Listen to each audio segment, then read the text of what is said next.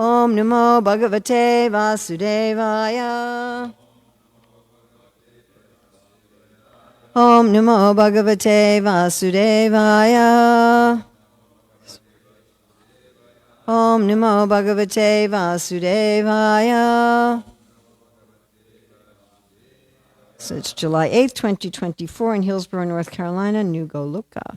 And we're reading from Śrīmad-Bhāgavatam, Canto 10, Chapter 52, Rukmini's Message to Lord Krishna, Text 40.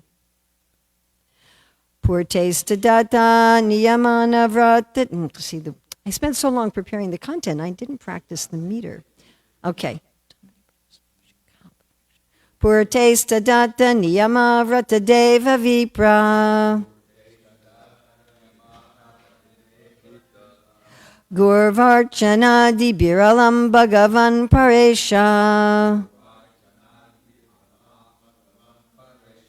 Aradito yadi gadagraja etyapanim. Grinatumena damagosha sutadayone. Purta. By pious works, such as feeding brahmanas, digging wells, etc. Ishta, sacrificial performances. Datta, charity. Niyama, ritual observances such as visiting holy places. Vrata, vows of penance. Deva, of the demigods. Vipra, brahmanas, guru, and spiritual masters. Archana, by worship. Adibhi, and by other activities. Alam, sufficiently. Bhagavan, the personality of Godhead. Para, supreme. Ishaha, controller. Araditaha, rendered devotional service. Yadi, if.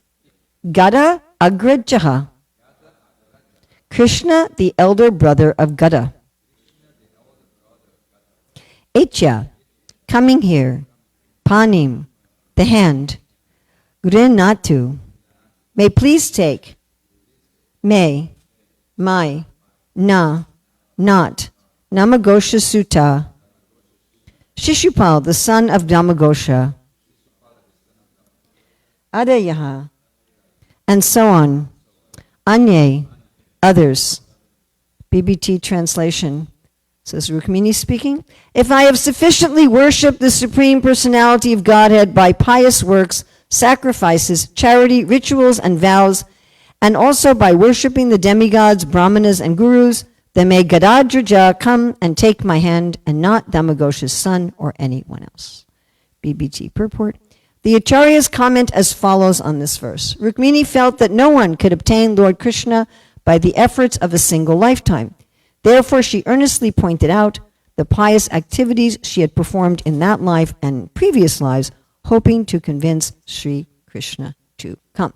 So we saw in the previous verses, she was talking about what she would do in the future, right? She was saying, I'll do austerities for many, many lives. Now she's talking about what she's already done in the past. Purtesta data niyama vratadeva vipra gur archana dibiralam bhagavan paresha aradito yadigadadra etjapanim grinatumena damagosha sutadayo nye. Does anybody remember what gadagraja means?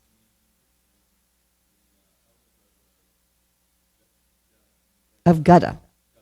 Yeah, so that's what I'm going to talk about today. Translation, if I have sufficiently worshipped the Supreme Personality of Godhead by pious works, sacrifices, charity, rituals, and vows, and also by worshipping the demigods, brahmanas, and gurus, then may Gadadraja come and take my hand, and not Damagosha's son or anyone else.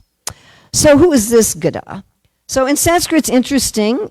When you put two words together, like Gada and Agraja, Agraja literally means the older brother. So the two us become ah. And it's very difficult to tell because if it was also an and an and you put them together, you get and if it was an and an you put them together and get and so it's difficult to tell if you put together an and an or an or an and an or an And there's two younger brothers of Krishna, one called, well, there's many, many, many, many, but one called Gada and one called Gada. So which one is this? So if we look in the Bhagavatam 10:42-40, where the gopis say to Uddhava that Krishna is Gadagraja, there Vishwanath Chakravarti Thakur says that is Gadagraja, who's the son of Vasudeva and Devarkshita, who's mentioned also in 924, 52. But in Srila Vishwanath Chakravarti Thakur in this commentary says this Gadadraja is Gada, not Gada. So this Gada is the son of Rohini, as mentioned in Bhagavatam 9:24-46. Now it's interesting that in Krishna book for 10:47-40, where the gopis say Gadadraja, Prabhupada doesn't, he just says Krishna. When in Krishna book for this particular verse, Prabhupada identifies this person as Balaram. So the person who is Krishna's older brother rather than the person of whom Krishna is the older brother. And I don't know how he puts in the Gada, maybe the carrier of the plow. He does a similar thing when Gada is mentioned in Bhakti Rasamrita Sindhu 3.2, 157, where Srila Rupa Goswami is talking, and this is what we're going to talk about today, the devotion of Krishna's children and younger siblings. And there, clearly Srila Rupa Goswami and the Acharyas identify as Gada, the son of Rohini, but Srila Prabhupada translates it as the club in Balaram's hand. So just that Prabhupada says, Acharyas can differ on certain points. So I thought we would look at something that we don't talk about very much, and that is the particular area of dasya, of servitude, from Krishna's younger siblings and children. So this is from the end of Nectar Devotion, end of chapter 39, Nectar Devotion, and all of chapter 40. It's kind of like the part 3 of servitorship. It's from the Western Ocean, wave 2, part 3. And this is so Bhakti Rasamrita Sindhu 3, which means Western Ocean, wave number 2, verses 143 to 178. And Dristapu was telling me sometimes I throw way too much information at all of you. Well, I'm going to be guilty of that again today, but I'm going to be super guilty of that today.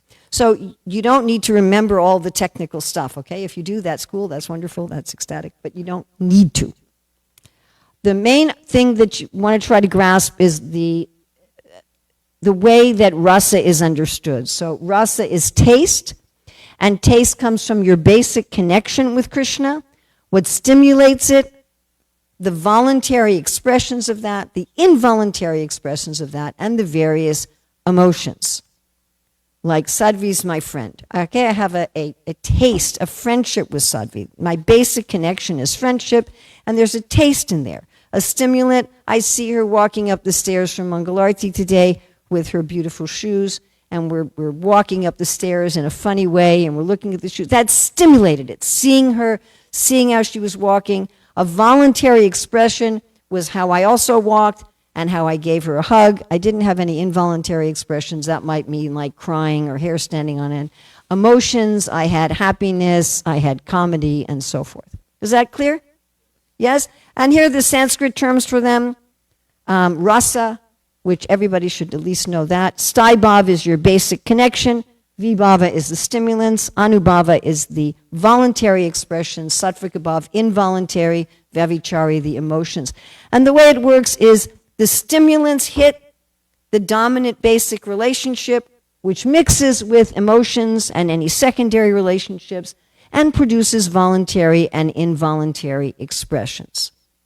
Right? You have a relationship or friendship, it gets stimulated, it mixes with emotions, and then you do something. So again, this is the Sanskrit. And this is the basic framework we're putting it in. All right, so there's types of servitude. And there's two main types. Sambrahma Priti is what we normally think of as people in dasya, people in servitorship. But what we're going to look at today is Gaurava Priti, or someone who thinks Krishna is my father or Krishna is my elder brother. And this Gaurava Priti, you're feeling that Krishna is indulging me. He's taking care of me. And when you mix it together with all these elements, you get rasa. So this is more intimate than the other kind of servitorship. So the regular servants, they don't have this degree of intimacy with Krishna. But Krishna's younger brothers like Gada, they have this intimacy, although they're still in this mood of servitorship. They're seeing God as the Father. Is that quite the way that people in this world, when they pray to God as the Father, is that quite the same thing? Is that quite the same thing? Much more personal. You really think God is my father, or God is my big brother. And you just feel Krishna is always going to protect me. So those of us who had good fathers, not everybody has good fathers in this world, but those of us who had good fathers, I was very blessed actually the day that Prabhupada gave me the Gayatri mantras, my father became a life member. And we were all meeting with Srila Prabhupada, my husband, my oldest son, my father, and myself. And Prabhupada said, good father, good daughter. So when you have a good father, you feel protected by your father, right? Or a good older brother. I had 2 older brother-in-laws, and I felt that kind of protection. Okay, what's the stimulus? What stimulates this feeling? So there's 3 different categories of stimulus. Again, you don't have to remember all these. One is Vishaya, Krishna himself. What about Krishna? What about Krishna brings out this love in the sons and younger brothers and sisters? Well, Krishna's form, especially Krishna's form in Dwarka, when Krishna would give attention to things, important things, he'd really consider this important thing. How Krishna would smile at humor, that also invokes their affection. How Krishna would ask elders for advice, that also invokes, well, I really have a good older brother, I really have a good father. Which of Krishna's many qualities particularly stimulate this feeling?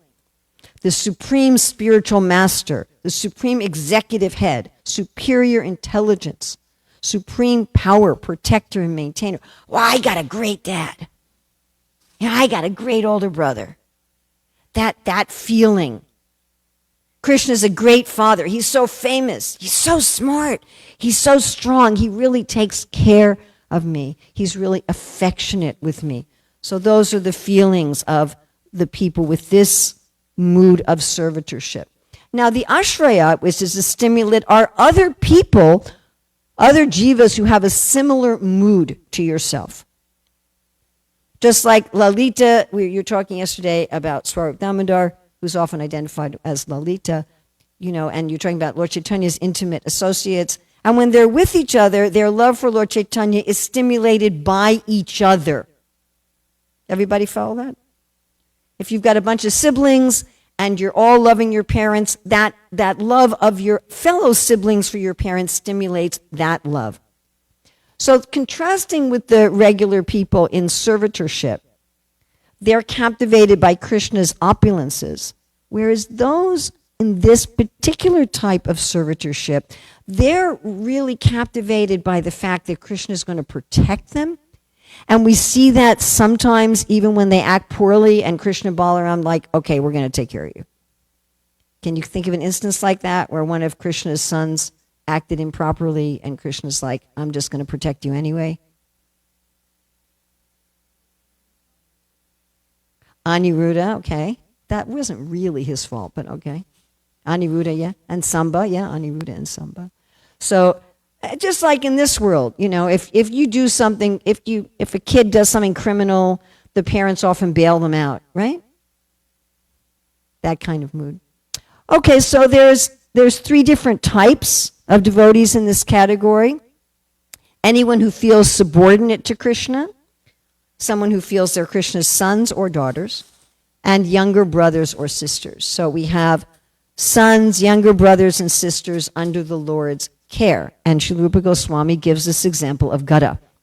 So Vasudeva had 16 wives, and each of them had many, many children, and these are detailed in the 24th chapter of the 9th canto. Not all of them are listed, but many of Vasudeva's wives are listed along with their children. And here Srila Rupa Goswami is giving these as examples, and of course Subhadra, who's one of Krishna's younger sisters. And then he gives examples of some of Krishna's sons. And these children of Krishna, they had more clothing, ornaments, qualities than the Parishads. Parishads are a subcategory of the regular servants, and some of the examples of them are Uddhava, Satyaki, Daruka, Bhishma, Parikshit, and Vidura. So those are people in the regular servant categories, but these children and younger siblings of Krishna, they have more opulence. And when Krishna is eating with his children or younger siblings, he sometimes feeds them. They sometimes open their mouth and he feeds them, just like would be done in a family. And they sometimes sit on Krishna's lap. Krishna smells their head, right? When someone's sitting, a little kid sitting on your lap, you naturally smell their head, you pat them, right? And this is also interesting, this particular statement that other people think, what pious activities did they do in their previous life? Because this is what Rukmini is talking about in today's verse. How, I have proved my devotion to you in so many lifetimes. And then Srila Rupa Goswami, for each of the rasas, he focuses on one particular person who exemplifies that. And in this case, he focuses on Pradyumna, Rukmini's son, that he's the crown jewel, the killer of Sambara, and that he gets mistaken for Krishna. So what's his bhakti? He says, wow, when I see our guru, our Lord riding on Garuda, I just get so much confidence. But again, he's thinking, this is my dad. So the third category of stimulus is like general stimulants. So we have the stimulant of Krishna himself, the stimulant of other people who feel similar to us, and then general stimulants. And what really stimulates this servitor feeling from Krishna's younger siblings and children are Krishna's glance mixed with affection and smiling. Again, if you think if your older brother, if your father looks at you with affection and smiling, that brings out your love for that person. And here's an example given of Gada, who Rukmini is mentioning in today's verse, that when Gada saw Krishna affectionately looking at him, Gada got all confused with love and he offered his respects. This is again establishing that Gada is one of the children of Rohini. And again, Srila Prabhupada translates this differently. He says that this is when Krishna comes before Lord Balaram, and Balaram's club Gada offers obeisances at Krishna's feet. And it certainly is possible to take Balaram's club as being part of Krishna's family also. Okay, so what do they do? So when those in this mood of servitorship, when they're stimulated in this mood by Krishna, by the others in their family with similar moods, and by these qualities of Krishna, what do they do? How do they exhibit their devotion? They exhibit it in some kind of subordination. So like they'll sit on a lower seat than Krishna. They'll follow after Krishna. They'll follow Krishna's order. And they'll give up their own wishes. So sitting lower. So the demigods are coming to see Krishna, and Krishna's sons are following Krishna. And Lord Brahma is sprinkling his spiritual water on the sons, but the sons then, they sit lower. They're sitting on the floor covered by deerskins instead of sitting on thrones next to Krishna. We're subordinate to Krishna. And these are expressions that these servants have in common with the servants in general. So this is common to all servitorship. They offer respects, and they're in front of the Lord. They don't say anything. They're very humble. They'll do what the Lord wants, even if it means they have to die. They'll put their head down. They're very firm and determined. They won't laugh or cough in front of the Lord. They won't listen to the Lord's private joking conversations, and they'll crouch down. They won't talk about Krishna's conjugal pastimes. Right? So just like, in a normal family, the children, they don't talk about their parents' intimate relationship. Not something they think about, not something they talk about. What are their involuntary expressions? And these are all the 8 involuntary expressions that can exist in any rasa. And one example with Pradyumna again. So having seen the lotus feet of Mukunda, your bodies become stunned, covered with perspiration, hair standing on end. So these are the involuntary expressions. Okay, what emotions do they have? So when they're serving Krishna in this way, what kind of emotions? So they have, again, this isn't common. Anyone who's a servant, who's in the servant mood of Krishna, whether they're the regular servants or whether they're Krishna's sons or younger siblings, they all have the same variety of emotions. So one example is joy. So Krishna blows his Panchajanya Conch, and the young Yadu princes there, they have horripilation, their hairs stand up in joy. A disappointment. Pradyumna was kidnapped right after his birth. And so by the time he actually saw his father, he was an adult. And so he expressed some disappointment that he didn't get to have his father raise him as a baby. All right, so what's the nature of this basic relationship? And that is, the Lord is my loving protector. I belong to him as his son or as his daughter or as his younger brother, as his younger sister, or in some way he's my intimate protector. Of course, it's interesting that feeling that the Lord is my protector is one of the 6 items of surrender. So even sadhakas, no matter what rasa they're going to be in, can think like that.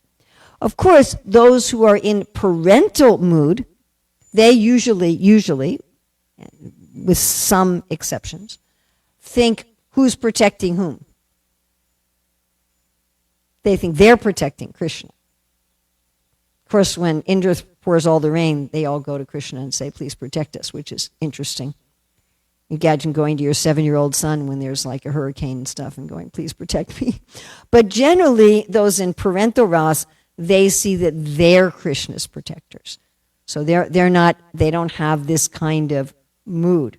And the cowherd boys are kind of interesting.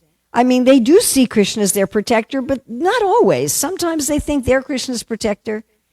Generally, they feel that they're equal. And they'll say, it's not just you that held up Govardhan Hill. We also were helping. And who do you think you are anyway? You're not a big deal. Subal can beat you up. And so it's a very different mood. So the nature of this mood is thinking, this person is my father. Krishna is my father, or Krishna is my big brother. Now, those who are servants in general, their mood is, I want to use my body to do service.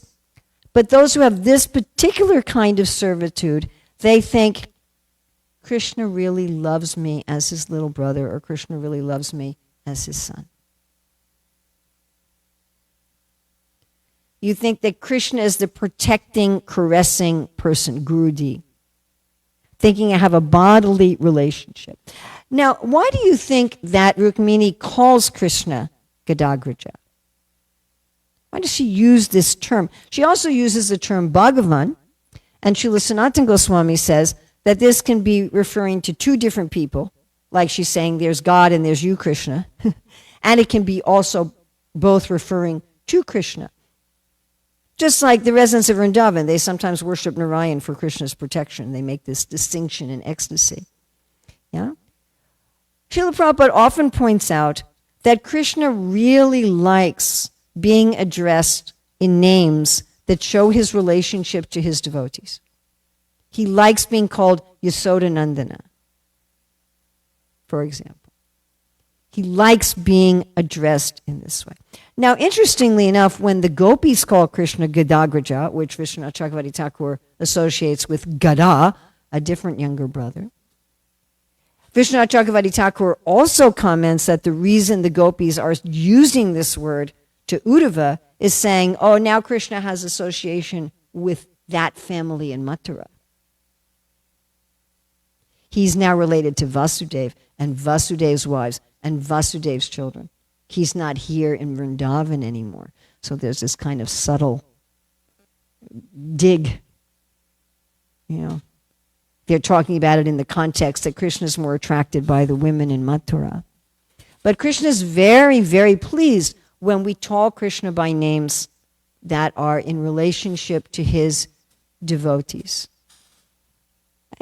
And we all feel that way, don't we? If we have some family member that we have affection for, and someone came up to me yesterday and said, "Oh, is this one of your great-grandsons? Are you Abhimanyu's great-grandmother?" "Oh, yes, I'm Abhimanyu's great-grandmother." And you feel something because you feel some love for that person. So the meaning of this love is adoration for the Lord as father or older brother, and wanting to be caressed and cared for by the Lord. In that mood, wanting the Lord to care for one in that mood. So this is more intimate than regular servitorship.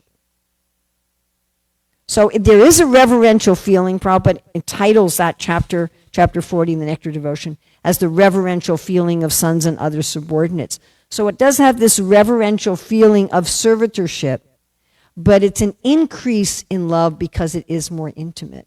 And Srila Rupa Goswami talks about 3 degrees of intimacy or intensity of this love. He does this with all of the rasas.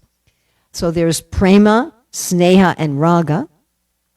So prema, when your love is fixed, you just think, this love will never decrease. I'll always have this love for Krishna. And anubhavas, again, are voluntary expressions, just complete attachment. So here's an example that the most sober Pradyumna could not open his mouth in order to speak to his father. He did not lift his tear-filled eyes and threw only furtive glances at Krishna's lotus feet. So this is, again, this great feeling that I'm Krishna's servant, I'm his subordinate.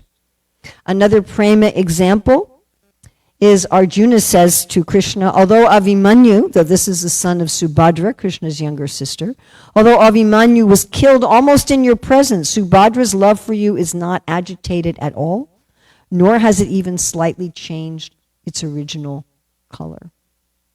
Prabhupada talks about ordinary worshipers of God in this world. They'll go to the Lord and pray for something, and when they don't get it, they become atheists, right?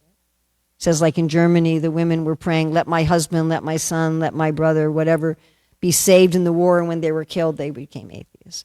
But here you have Krishna's younger sister who's in this mood of servitorship, and when her son Abhimanyu dies on the battlefield, while Krishna's on the battlefield, her love doesn't decrease. So this is the first level of intensity, prema. Then the next level is sneha, when this prema becomes very thick and the heart melts and you can't bear to be away from Krishna for a moment. And here Srila Rupa Goswami gives another example of Pradyumna. This is Krishna speaking to Pradyumna. Pradyumna, stop that excessive trembling and relieve your choking voice. Wipe the tears from your eyes and look at me. Give me your hand full of goosebumps. Oh, child, what is this veneration for your father? And then the most intense is raga. In the most intense form of prema or raga, with Krishna, sorrow becomes happiness. Without Krishna, happiness becomes sorrow. So, happiness minus Krishna is sorrow. Sorrow plus Krishna is happiness. And one will do anything to please Krishna, even giving up one's life. And so he gives an example. He says, if indicated by his father, Pradyumna will immediately drink poison as if it were nectar, and if his father does not permit it, he will reject nectar as if it were poison. So then for each of the rasas, Srila Rupa Goswami talks about separation and meeting, and I don't know if we're going to go through all this in depth. And these particular terms for separation and meeting apply to all the servitorship, all the friendship, and all the parental. So there's separation, longing for Krishna before you've ever met him once. A meeting, you meet him for the first time. Then there's a separation where you've met him, and you separate after you've met him. Then there's the meeting, you've met him, you separate, you meet him again. And then there's a meeting where you've never been separated from him. So these kinds of meeting and separation, which Srila Rupa Goswami describes, this pattern that we're looking at for this particular relationship, Srila Rupa Goswami repeats the same pattern for each of the rasas that we just looked, the way he organizes it exactly, he uses the same template. So again, you have 2 different kinds of separation, 3 different kinds of meeting, and this applies to all the devotees in servitorship, friendship, and parental. For neutral rasa, it's different. There's just one category of separation, one of meeting, and conjugal, there are many different ones. So I don't think I think I'd rather take questions rather than going through my slides on meeting and separation. So, I'll do one of them because it's just so cute. I'll do 2. So this is satisfaction meeting after separation. So you've already met Krishna, you're separated, and you meet him again. When Krishna returned to Dwarka, all of his sons were so overjoyed that out of ecstasy they repeatedly made many mistakes. So that's that particular ecstasy. Okay, so we looked at this relationship, right? That what stimulates our love for Krishna, stimulates our basic relationship, mixes with our emotions, and produces voluntary and involuntary actions. Okay, we have some time for questions if anybody has any questions. Discussions, additions, subtractions, chastisements.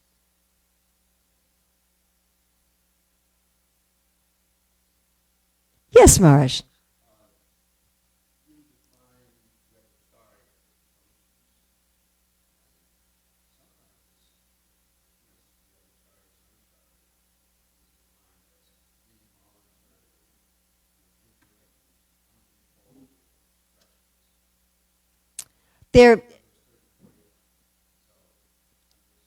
Okay, so Maharaj is saying, for those of you on the internet, that Vyavichari or Sanchari Bhav is intermittent. Yeah, it's intermittent, and it's involuntary,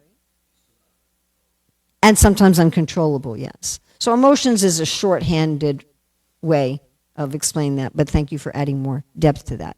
So you have your basic emotion of your Sthai Bhav. So your Sthai Bhav is your basic connection that you have. Let's go back to the beginning where I have this in English also. Okay, so you have your stimulants is your called Vibhava, and that's Krishna's devotees who are similar to you, and other stimulants. That mixes with your main relationship. It stimulates your main relationship. Then I'm putting it here as emotions, and that's for Vyavichari Bhavs. But Vyavichari Bhavs are they're moving, whereas Sthai means to stay. So just like my example with Sadhvi. So what stays with Sadhvi, what's the dominant basic relationship is friendship. But as we were walking up the stairs, we were experiencing comedy, which is a secondary basic relationship. What else were we experiencing, Sadhvi? What other emotions did we have? Astonishment. Okay, so we had comedy, we had astonishment. So those, comedy would be a secondary Sthai Bhav, and astonishment would be a Vyavichari Bhav. So you don't always feel astonishment in my company, I assume, right? But not always. Probably sometimes you feel disgust. So there's, I remember one time you were disgusted with me for 3 whole weeks. So these Vyavichari, I hope you don't mind my making you an example. Now you're going to get disgusted with me again. So these Vyavichari Bhavs, yeah, they're Sanchari, they're moving. They're moving, and yeah, they can become uncontrollable. And then they lead to Anubhavas and Sattvika Bhavs. So when one's filled with these, your basic relationship as stimulated, and then you have these moving emotions, they demand expression. And they're expressed voluntarily as anubhavas and involuntarily as sattvika bhavas. So voluntarily, like Pradyumna's looking down at Krishna's feet, and he's not saying anything. That's voluntary. And involuntary, his hairs are standing on end. So the emotions are exhibited. So that a detailed explanation of the Vyavichari bhavas. This was a piece from Western Ocean Wave 2. The detailed expression of the Vyavichari bhavas are in the Southern Ocean, where there's an entire wave just to explain the Vyavichari bhavas. And there's, I think, 33, yeah? 33 Vyavichari bhavas.